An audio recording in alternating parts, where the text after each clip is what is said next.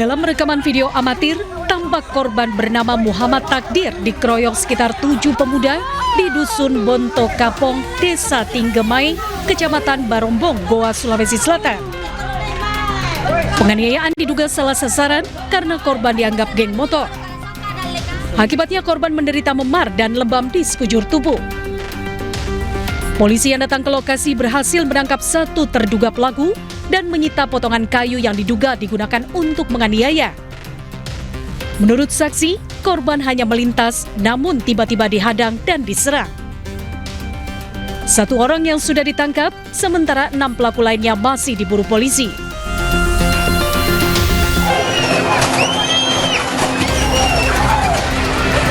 Festival Seni dan Budaya Papua yang digelar oleh Perkumpulan Alumni Papua Jawa Timur berakhir ricuh.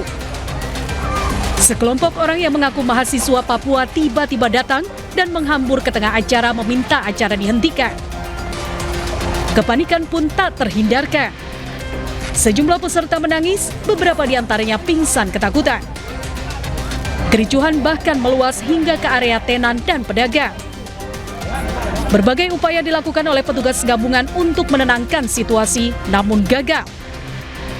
Para pelaku ini menolak pelaksanaan festival karena tidak dilibatkan dalam panitia maupun konsep kegiatan. Guna menghindari kericuhan memanjang, panggung acara dibongkar. Tim Liputan iNews melaporkan.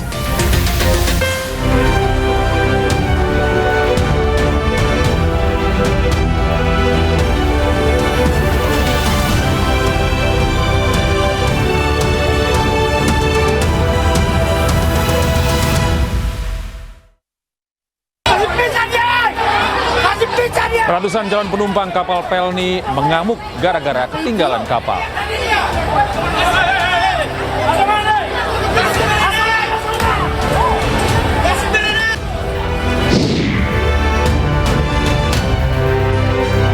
Melakukan gelar perkara kasus kematian diplomat muda Kemlu Arya Daru Pangayunan.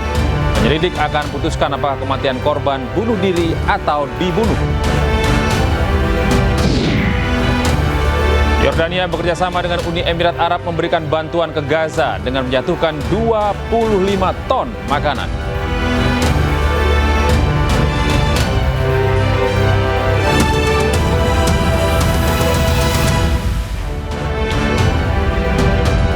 Halo, selamat malam pemirsa, menemani istirahat malam Anda hari ini. iNews Malam akan mengawali berita seputar kebakaran besar yang melanda Pasar Taman Puring di Kebayoran Baru, Jakarta Selatan. Api yang berkobar sejak sore menghanguskan kurang lebih 500 kios dan memaksa petugas mengerahkan puluhan unit pemadam kebakaran. Saya Gede Satria, inilah iNews Malam selengkapnya untuk Anda.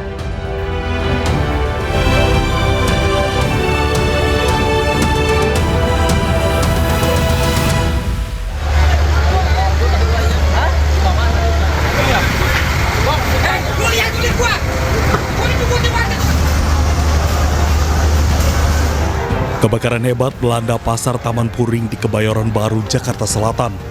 Kebakaran terjadi di dalam pasar. Api pertama kali muncul pukul 18:02 waktu Indonesia Barat. Sebanyak 500 kios ludes terbakar.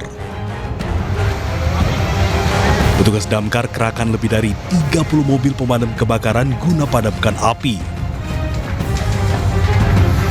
Hingga saat ini, petugas pemadaman kebakaran terus berupaya melokalisir api lantaran sumber air yang sulit membuat kendala proses pemadaman. Kebakaran menyebabkan arus lalu lintas di kawasan Kebayoran Baru mengalami kemacetan. Bus Transjakarta yang melaju di atas jalan layang koridor 13 tidak dapat melintas karena asap kebakaran membatasi jarak pandang. Dari Jakarta Selatan, Dan Helmi Sajengbati, iNews melaporkan. Jadi awalnya ada dari salah satu toko yang sudah tutup, ada asap yang keluar dari salah satu toko itu sehingga menjalar ke toko yang lain. Jadi toko yang korban yang terbakar ini ada kurang lebih 500 toko, sedangkan mobil pemadam kebakaran yang sudah digerakkan oleh Subdinas Kebakaran Jakarta Selatan sebanyak 34 unit. Pemirsa, petugas masih terus melakukan pendinginan di lokasi kebakaran di Taman Puring, Jakarta Selatan. Dugaan sementara api muncul dari salah satu kios di bagian depan. Api dari sono, dari barat. Ya. Setidaknya 500 kios di Pasar Taman Puring, Jakarta Selatan ludes terbakar. Insiden ini membuat pedagang panik dan berupaya mengevakuasi dagangan mereka. Banyaknya material yang mudah terbakar membuat api dengan cepat merembet ke kios-kios lain yang bersebelahan. Belum diketahui penyebab pasti kebakaran, namun salah seorang pedagang mengatakan api pertama kali terlihat di salah satu kios di bagian depan.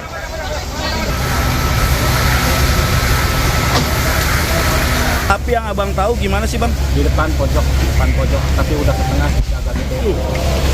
Tapi kondisi kan udah sore ya, udah pada tutup juga ya, separuh ya gitu. Jadi ya udah, kalau kita main di belakang udah nggak keburu, itu udah nggak bubar karena api udah merembet ke belakang sih, udah gede banget, sudah bisa diselamatin semuanya juga. Sementara itu pemirsa, imbas kebakaran Pasar Taman Puring, jalur busway layang dari halte Majestic ke Puri Beta terhenti.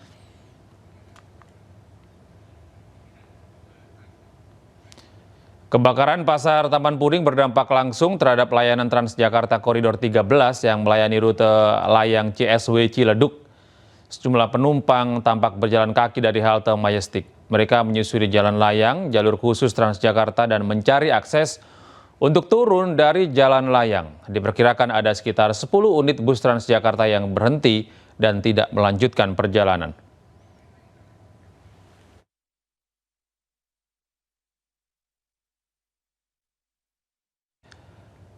Dan pemirsa, untuk mengetahui situasi terkini di Pasar Taman Puring, Jakarta Selatan, sudah ada rekan kami Indra Setiabudi di sana. Selamat malam Indra. Bagaimana situasi terkini di area Pasar Taman Puring? Apakah upaya pemadaman masih terus dilakukan?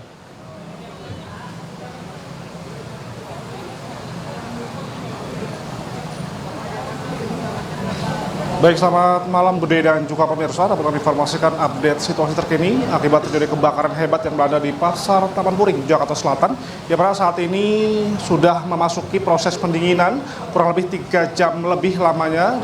Damkar Sudin Jakarta Selatan melakukan proses pemadaman ataupun proses penyiraman air untuk memadamkan area di kawasan Pasar Taman Puring, Jakarta Selatan. Adapun juga saat ini dapat kami informasikan juga bahwa kurang lebih 34 mobil pemadam kebakaran diterjunkan di Pasar Taman Puring ini dan juga dengan ratusan personil guna untuk proses cepat dalam proses pemadaman api yang memang kalau tadi kita bisa informasikan kebakaran cukup hebat terjadi pada pukul 6 sore lebih 2 menit waktu Indonesia Barat. Ini api menjalar dari dari tengah.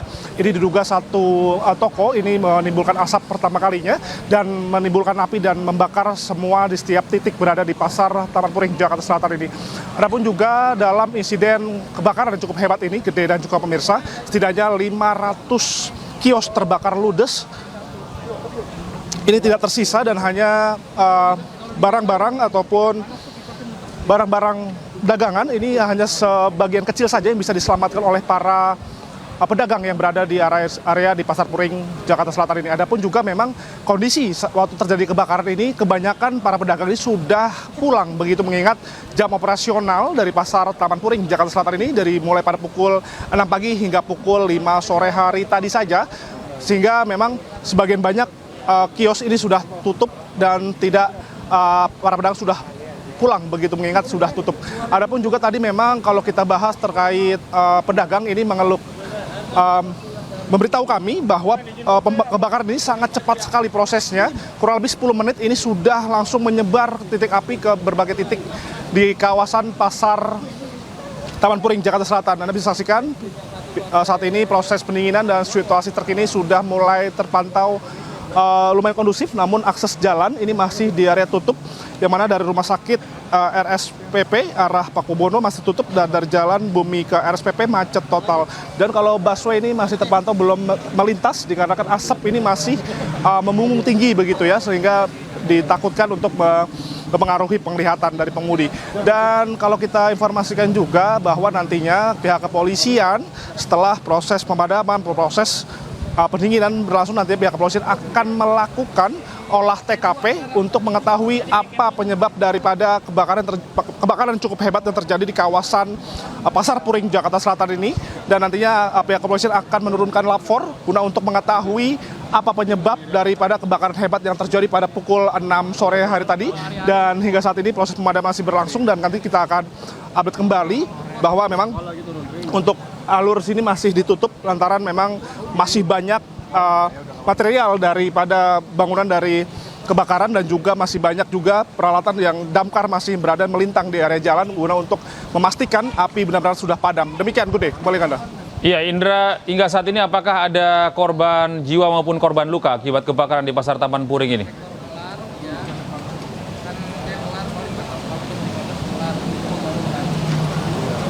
Baik, Gede. Kalau data yang kami terima sementara bahwa dapat kami informasikan juga bahwa tadi kan kami menanyakan kepada para pedagang rata-rata saat proses kejadian ini sudah tutup begitu ya. Kebanyakan masyarakat atau pedagang sudah pulang dikarenakan jam operasional ini sudah berakhir. Namun ada sebagian masyarakat yang masih berada di dalam ini langsung menyelamatkan diri dan tidak sempat untuk membawa barang sisa dagangannya.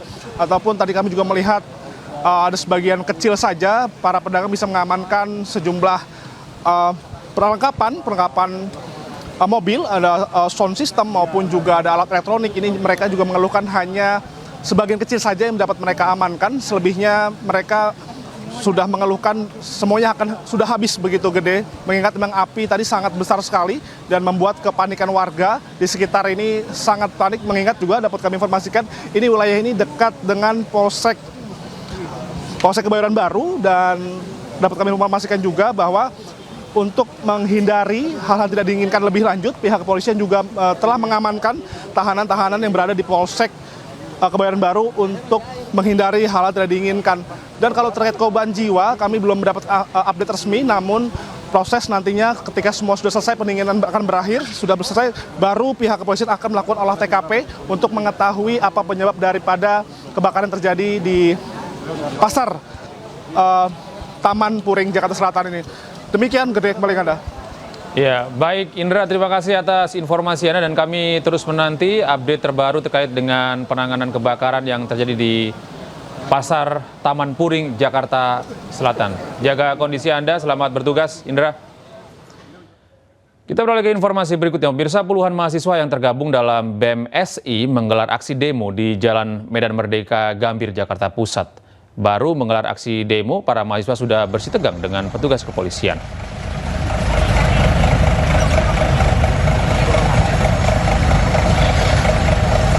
Aksi unjuk rasa yang digelar oleh puluhan mahasiswa yang tergabung dalam BEM seluruh Indonesia digelar di Jalan Medan Merdeka Gambir, Jakarta Pusat. Mereka membawa poster berisikan tuntutan yang disampaikan. Aksi tersebut sempat diwarnai ketegangan dengan aparat kepolisian. Usai melakukan orasi di atas mobil, komandonya mahasiswa berusaha mendekati barikade polisi, bahkan sempat menarik spanduk imbauan petugas dari balik barikade.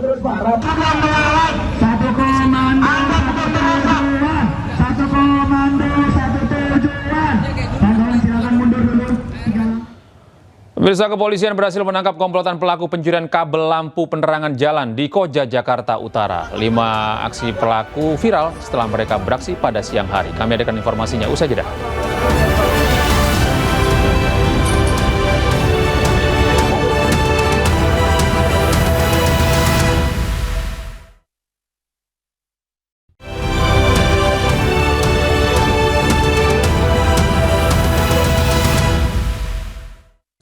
Pemirsa, Polda Metro Jaya melakukan gelar perkara kasus kematian diplomat Kemlu Arya Daru Pangayunan. Dalam kasus ini, tim penyelidik akan memutuskan apakah kematian Arya Daru Pangayunan karena bunuh diri atau dibunuh.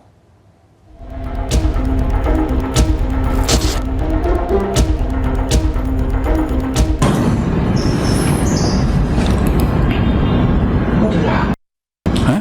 Foto, Pak. Apa? Foto dilakukan mulutnya. Hah? Mulutnya apa dilakukan itu? Loh, foto, Pak. Saya nggak mau ini.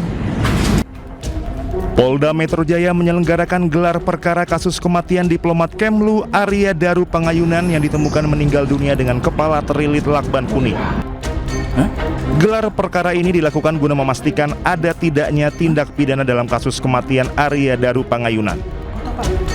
Gelar perkara ini dilakukan dengan menyertakan para ahli mulai dari ahli autopsi, ahli psikologi forensik, ahli laboratorium, dan ahli siber.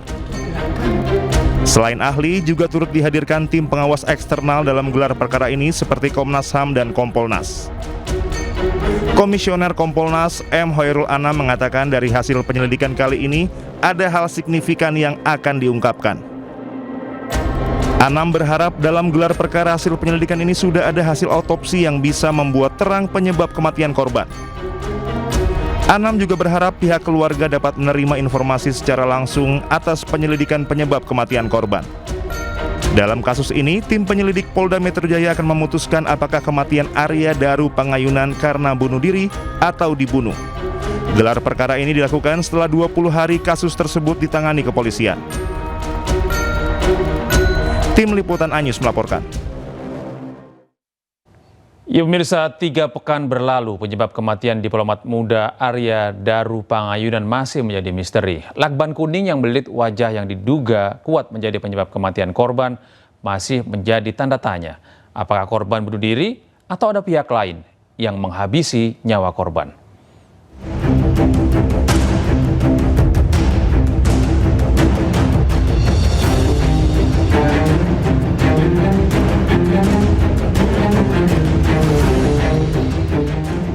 Tiga pekan berlalu, penyebab kematian diplomat muda Arya Daru Pangayunan masih menjadi misteri.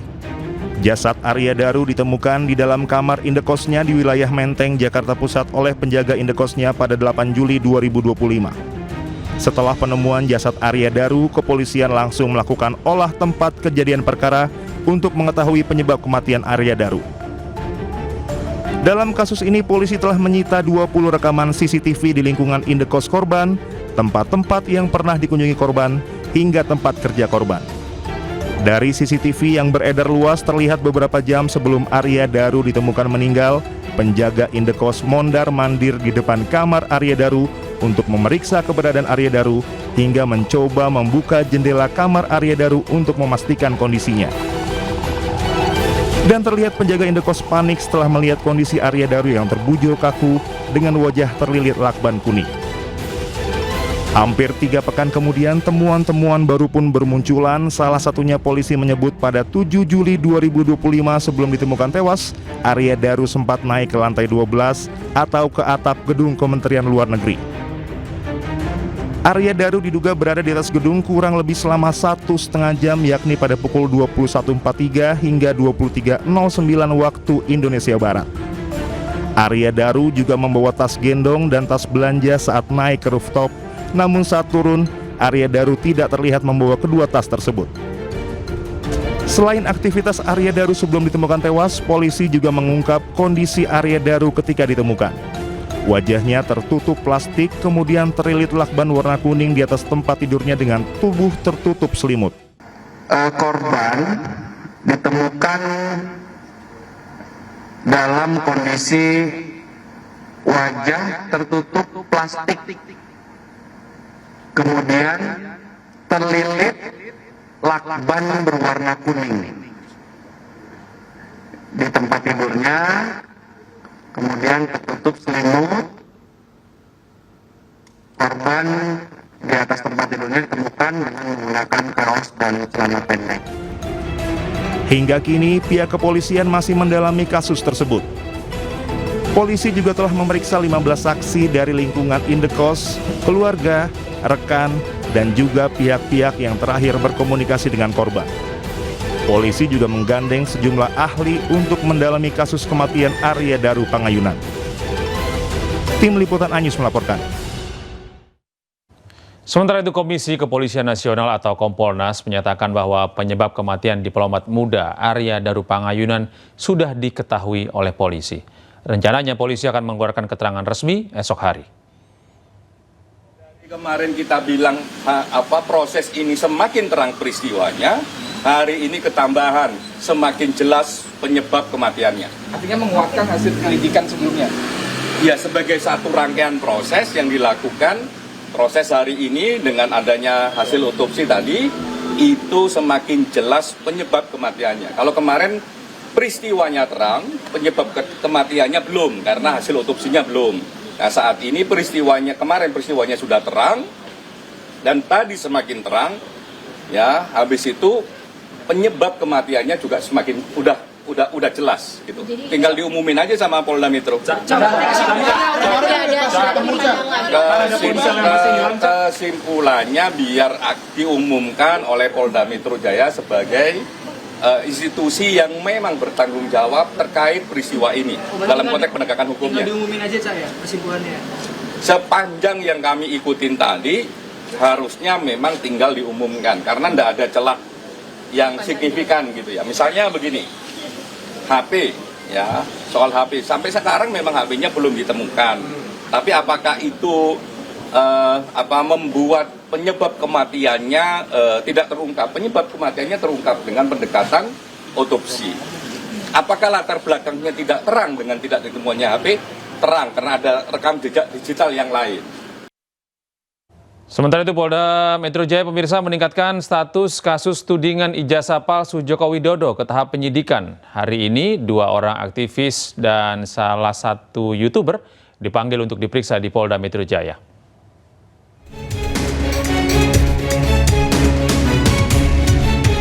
Kasus dugaan ijazah palsu kian menjadi bola salju. Kini Polda Metro Jaya meningkatkan status kasus tudingan ijazah palsu Presiden ke-7 RI Joko Widodo ke tahap penyidikan. Pengacara dari tim pembela ulama dan aktivis mendampingi 3 kliennya yang dipanggil ke Polda Senin pagi. Ketiga orang yang dipanggil Polda merupakan saksi atas kasus ini. Pertama yang diperiksa adalah Dr. Yulia Widyaningsih MM. Beliau ini salah satu aktivis yang kita kenal, bareng-bareng berjuang dalam mengungkap kebenaran dan keadilan untuk bangsa Indonesia. Beliau dipanggil, pemanggilan untuk Dr. Yulia nanti di jam 10. Jam 11. Yang kedua Sunarto ya. Sunarto ini, Bung Sunarto adalah YouTuber, panggilannya jam 10. Pasalnya juga sama seperti yang saya sebutkan tadi. Kemudian yang ketiga ada aktivis Rahmat Himran.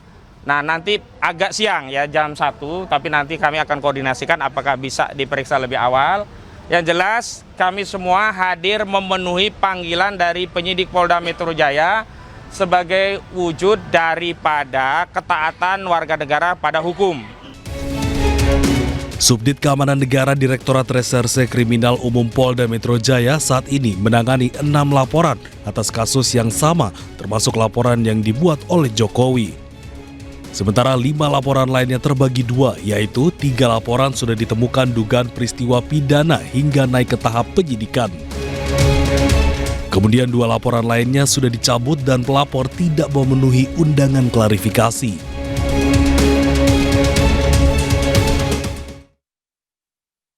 Ya pemirsa, sejak purna tugas dan pulang ke Solo, nama Joko Widodo tidak pernah hilang dari panggung politik.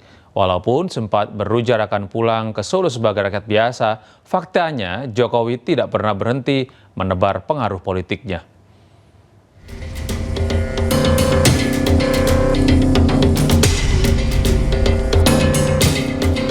Begitu ijazahnya sulit dicari-cari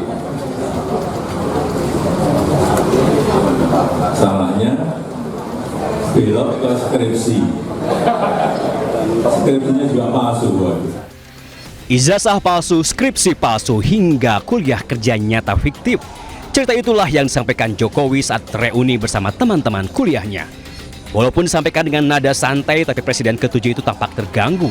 Menurutnya, isu akademis seharusnya tidak dicampur adukan dengan isu politik.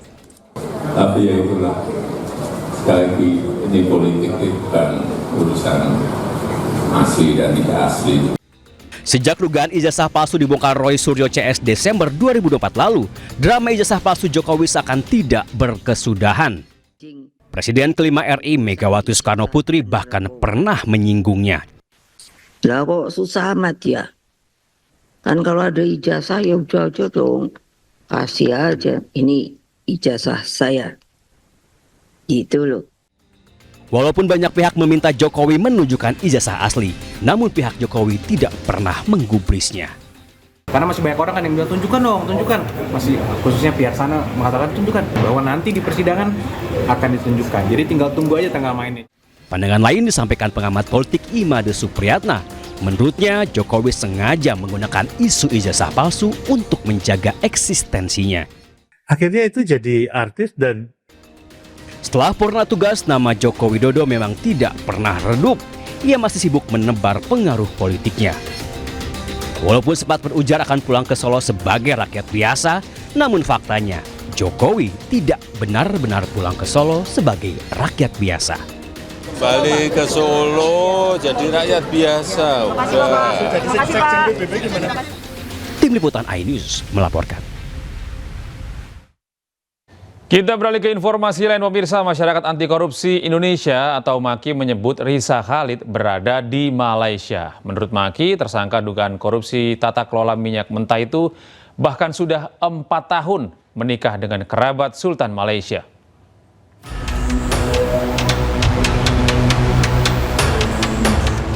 Kabar Riza Khalid berada di Malaysia semakin santer terdengar. Masyarakat Anti Korupsi Indonesia atau MAKI bahkan berani memastikannya. Menurut Koordinator MAKI Boyamin Saiman, Raja Minyak itu bahkan telah 4 tahun menikah dengan kerabat Sultan Malaysia. Menanggapi temuan MAKI, Kejagung menyatakan akan mendalami informasi tersebut. Kapus Penkum Kejagung Anang Supriyatna mengatakan akan menindaklanjuti setiap informasi yang ada. Sebelumnya penyidik Kejagung telah memanggil Riza Khalid untuk diperiksa. Namun pemeriksaan yang dijadwalkan Kamis 24 Juli itu gagal lantaran mafia migas itu mangkir.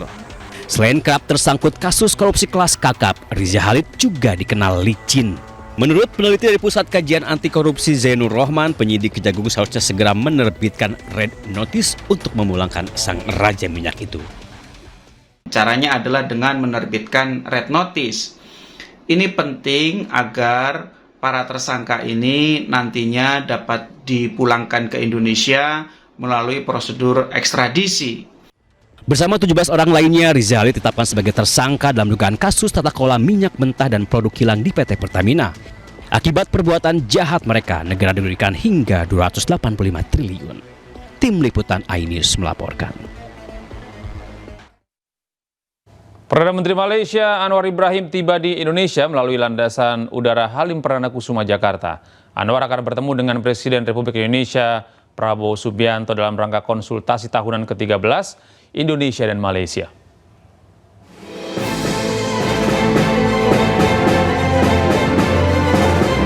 Perdana Menteri Malaysia Anwar Ibrahim tiba di Indonesia melalui landasan udara Halim Perdana Kusuma Jakarta pada Senin malam. Sejumlah pejabat menyambut Perdana Menteri Malaysia, diantaranya Menteri Dalam Negeri Tito Karnavian, Menteri Luar Negeri Sugiono, serta Wakil Gubernur Jakarta Rano Karno.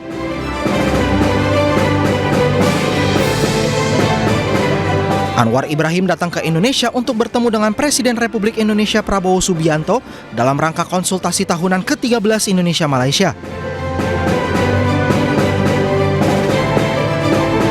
Selain konsultasi tahunan, Presiden Prabowo dan Perdana Menteri Malaysia Anwar Ibrahim juga akan menyaksikan pertukaran 4 nota kesepahaman atau MOU yang mencakup isu-isu perbatasan darat, kerjasama di sektor kesehatan, serta teknologi informasi dan komunikasi.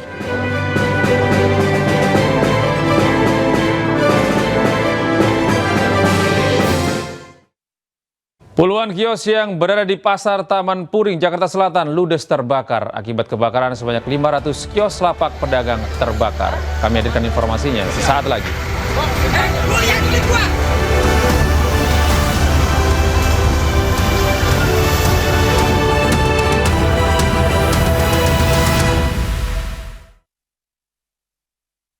Beralih ke informasi berikutnya, pemirsa. Sekjen DPP Partai Perindo Andi Yuslim Patawari turut menghadiri peringatan hari lahir ke-27 Partai Kebangkitan Bangsa di JCC Senayan, Jakarta. Kehadiran Partai Perindo di hari lahir PKB ini sebagai bentuk silaturahmi dan kerjasama politik serta memperkokoh fondasi demokrasi Indonesia. Presiden Republik Indonesia Prabowo Subianto dan Wakil Presiden Gibran Rakabuming Raka serta para ketua umum partai politik serta sejumlah tokoh nasional turut menghadiri puncak peringatan hari lahir ke-27 PKB di JCC Senayan, Jakarta. Di usianya yang ke-27 tahun, PKB bertekad untuk mengawal seluruh kebijakan Presiden Prabowo dalam menyukseskan pembangunan nasional. Tugas kita bersama adalah mengamankan, mengembalikan, mengelola kekayaan alam itu, kekayaan nasional itu untuk sebesar-besarnya kemakmuran rakyat.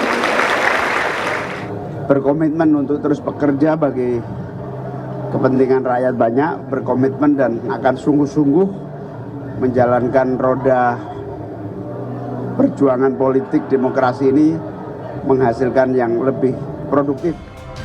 Sementara itu, Ketua Umum DPP Partai Perindo Angela Tano Sudibyo juga turut memberikan selamat melalui PLT Sekjen DPP Partai Perindo Andi Yuslim Patawari. Mewakili Ketua Umum Mbak Angela, tadi beliau menyampaikan salam kepada PKB. Tentu sebagai partai kita datang menyambung silaturahmi dan kerjasama politik. Tadi Pak Presiden Republik Indonesia yang sangat luar biasa, pesannya sangat jelas bahwa saat ini Indonesia perlu berdiri di kaki sendiri. Dan tentu dari Partai Perindo punya sikap yang sama dengan PKB bahwa kita konsisten mendukung pemerintahan Presiden Prabowo. Kehadiran partai yang dikenal Partai Kita di Harlah ke-27 PKB menjadi bentuk silaturahmi dan komitmen dalam memperjuangkan aspirasi rakyat, menjaga nilai kebangsaan, serta memperkokoh fondasi demokrasi Indonesia. Tim Liputan iNews melaporkan.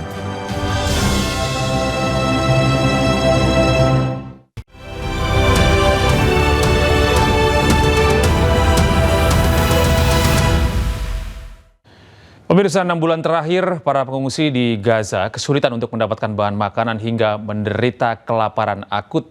Hal ini menjadi sorotan dunia dikarenakan banyak di antaranya adalah anak-anak.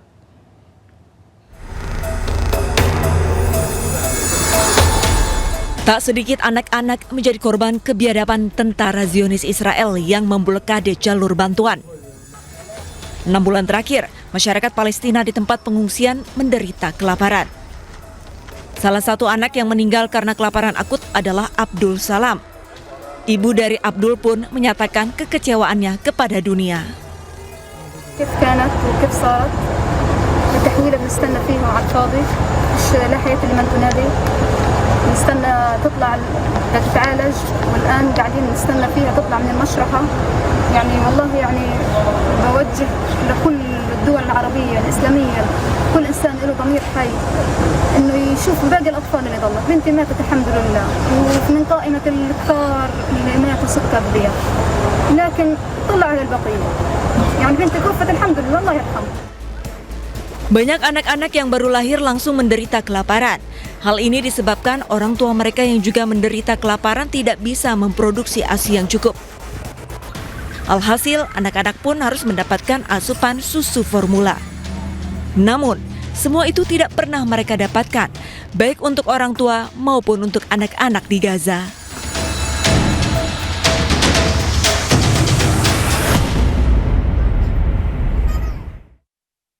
Sementara itu, Yordania bekerja sama dengan Uni Emirat Arab memberikan bantuan ke Gaza. Bantuan ini diberikan dengan jalur udara. Mereka menjatuhkan 25 ton makanan dan perlengkapan lainnya. Dan pemirsa, informasi ini sekaligus menutup jumpa kita pada iNews malam hari ini. Temukan selalu informasi-informasi kami di www.inews.id.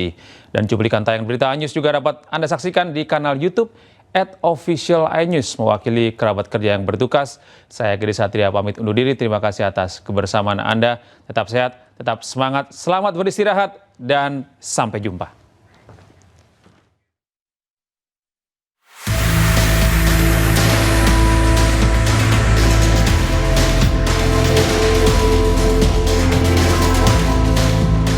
Dalam pernyataan militer negara Yordania memaparkan bahwa telah mengirimkan bantuan ke Gaza melalui udara. Bantuan ini adalah pengiriman ketiga yang dilakukannya.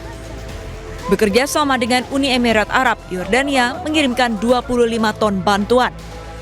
Militer Yordania menyatakan bantuan diberikan dalam 3 palet parasut. نعمة نحمد الله والله هاي اللي اخذناهم مستفيد قلنا اياهم الجماعه ونعمه فرحان عليهم قديش والطير طير عليهم وفيش اكل عند ايتام انا يعني هذه المرحله انك فرحان عليهم عند ايتام يا اخوانا فرجينا هاي تخاف حدا ناخذ منها لا ما حدش بياخذ هذا ابني هذا هاي اللي اخذناهم هاي. Namun di sisi lain, militer Israel juga menyatakan pihaknya sejak Sabtu lalu telah menerjunkan 7 palet bantuan ke Gaza. Bantuan ini diberikan setelah Israel menyatakan membuka wilayah udara untuk pengiriman bantuan bagi warga Gaza. Israel juga mengumumkan telah menghentikan sementara di wilayah Gaza, yaitu Al-Mawasi, Deir al-Balah, dan Gaza City untuk memberikan rute aman bagi bantuan-bantuan kemanusiaan memasuki Gaza.